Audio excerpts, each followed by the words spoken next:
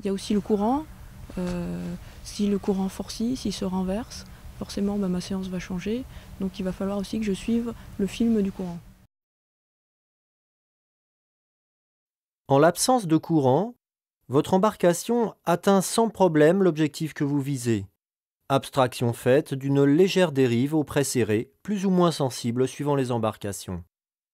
Ici, le bateau et son équipage se déplacent sur un support mouvant, l'eau, mais immobile par rapport au fond sur lequel sont ancrés le paysage et les obstacles comme cette bouée.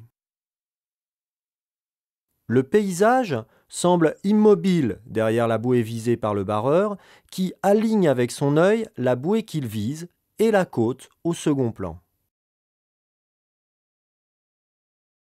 En présence de courant, le bateau se déplace toujours sur l'eau, mais l'eau elle-même est en mouvement, comme un tapis roulant sur lequel vous naviguez.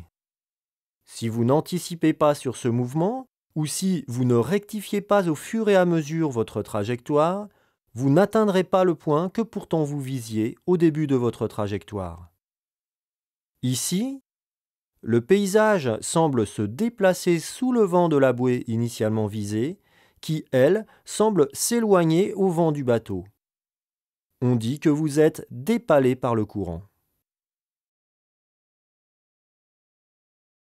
À l'inverse, quand l'objectif que vous visiez semble se déplacer sous votre vent et que la côte, quant à elle, défile au vent de votre objectif, on dit que vous êtes épaulé. Dans un cas comme dans l'autre, plus vous anticiperez sur votre dérive en prenant des repères sur le paysage, moins vous ferez de route pour rejoindre votre objectif. Sur le courant, je crois que c'est bien de pouvoir anticiper ce qui va se passer dans le courant, parce qu'on voit toute une flotte qui va se retrouver épaulée par le courant ou dépalée par le courant. Souvent les stagiaires sont surpris par ça, donc c'est vrai qu'en tant qu'encadrant, si on peut l'anticiper, je pense que ça permet d'éviter certaines erreurs.